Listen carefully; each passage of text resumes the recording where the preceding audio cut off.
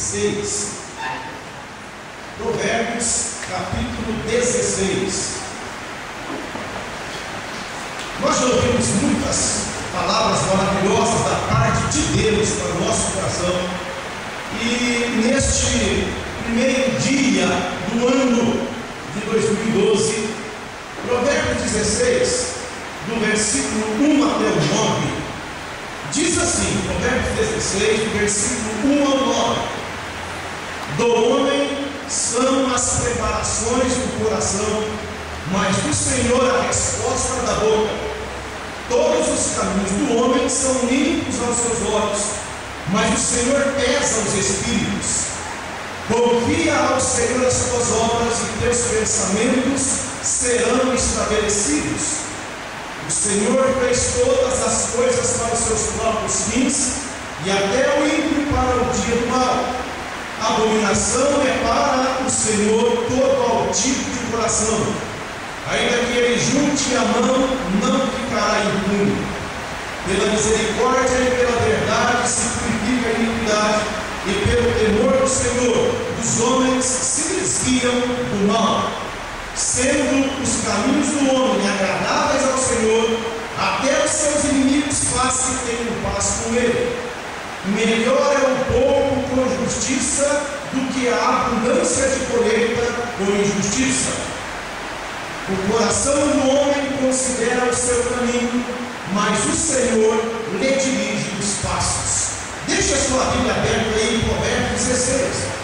Meditando nesta palavra hoje pela manhã, bem de madrugada, eu comecei a pensar que o que é que existe contratos. Para quase tudo se existe um contrato. Existe um contrato para aluguel, existe um contrato de compra e venda, existe um contrato de emprego, existe uma carteira profissional assinada, existe um contrato de prestação de serviço. Mas por que isso? Eu comecei a pensar, por causa da nossa vulnerabilidade, por causa da nossa inconstância. Esses tempos atrás eu estava em estabelecimento do irmão, e alguém veio entregar uma ferramenta, eu comecei a olhar de longe, o irmão então pega o contrato de olha se eu observo o valor que está e mostra para a pessoa que ele tem, que dia que foi, quais são as horas, então tem que estar dentro do contrato. E eu comecei a ver que muitas pessoas não cumprem com os contratos, mesmo assinando, elas não cumprem, são vulneráveis, são inconstantes. Porque tem contrato, e existe contrato, porque nós queremos uma coisa hoje e amanhã pode ser que não queiramos mais. Até o casamento é um contrato. A pessoa hoje está disposta a dizer que ama tal pessoa e que está disposta a viver com ela pelo resto de sua vida, e está disposta a ir no cartório e assinar um contrato e dizer eu prometo ser fiel. E como se não bastasse, solenemente vem ao templo, o pastor está aqui, e ela então solenemente declara: eu amo esta moça, eu amo este moço, eu prometo ser fiel a ela até o fim. De repente, a palavra já não vale mais, a assinatura já não vale mais, e busca-se um jeito para derrubar a palavra, busca-se um jeito para derrubar a assinatura, e busca-se um jeito para mostrar que não quer mais, não queria mais, não quer mais. Então, em virtude disso, Deus mostra que nós precisamos ter fidelidade. Nem eu nem você assinamos nenhum documento quando nós entregamos nossa vida a Jesus. Nenhum documento. Portanto, é a tua palavra. Deus não me pediu que você assinasse, ainda que para ser membro da igreja você pode até assinar um termo de compromisso, mas para Deus nem eu assinei. Ouvimos o pastor Joaquim dizer há tantos anos pastoreando a igreja, não assinamos nenhum documento diante de Deus. E nós, inclusive, exigimos que Deus seja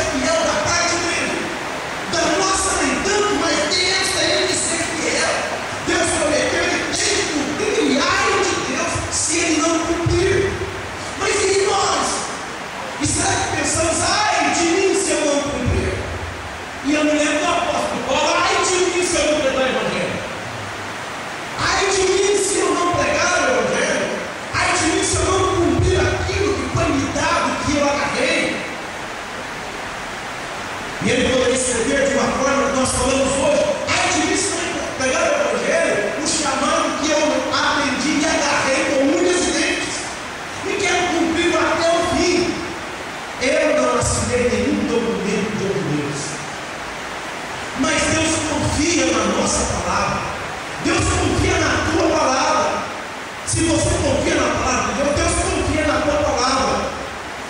Deus confia no dia em que você, com a alma cansada, ouviu e atendeu o chamado de Cristo, dizendo: Senhor, estou aqui, Senhor, eu preciso do teu perdão, eu preciso de esperança, eu preciso de uma nova vida. E Deus então diz: então agora eu te dou, agora eu perdoo os teus pecados, eu te dou uma nova vida. Mas nós não assinamos nada. No Salmo 15, versículo 4, diz assim que o fiel a Deus, mesmo que ele jure com dano seu, ele não muda. Nós não podemos ser inconstantes na obra do Senhor, inconstantes no chamado do Senhor.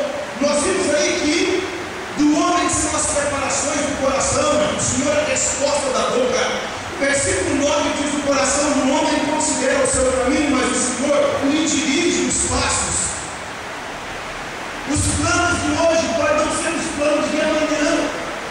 Talvez você está cheio de planos. Nenhum de nós é proibido de fazer planos e de sonhar. E alguém diz: olha, chame Jesus para dentro dos seus planos.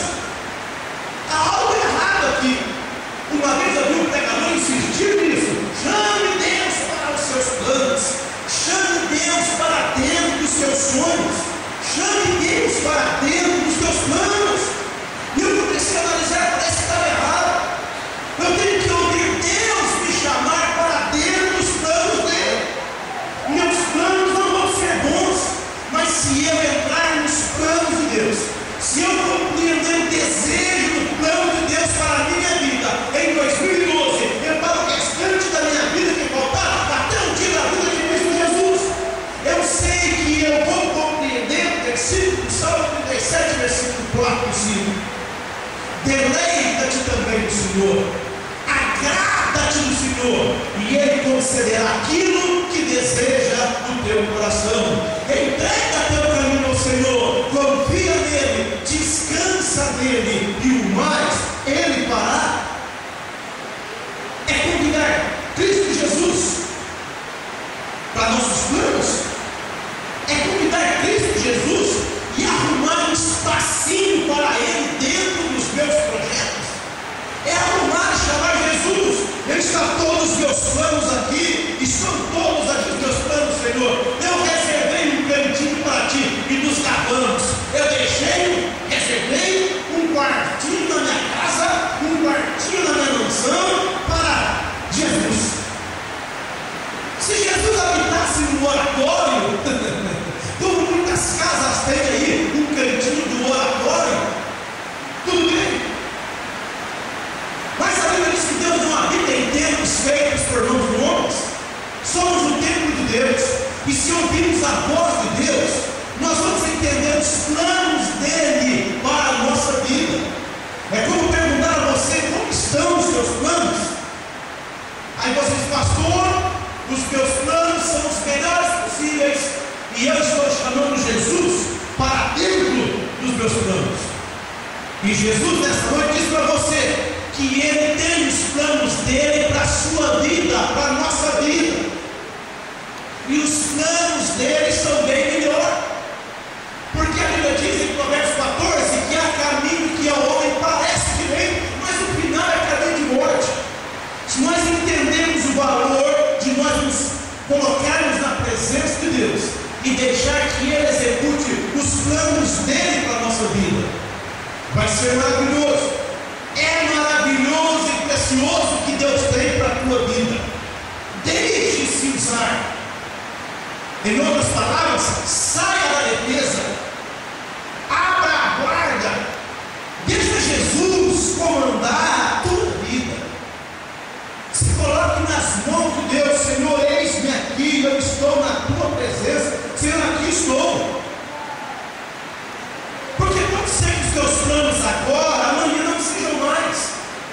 Quantos jovens eu já escutei nesse tempo de pastorado, de chegar para ele: pastor, eu agora encontrei a pessoa, Deus me preparou, e Deus disse que a pessoa será minha esposa, e ela vai ser. Olha, pastor, eu tenho certeza, dali 4 meses está com outra pessoa, com namorado ou com namorada, e eu falo: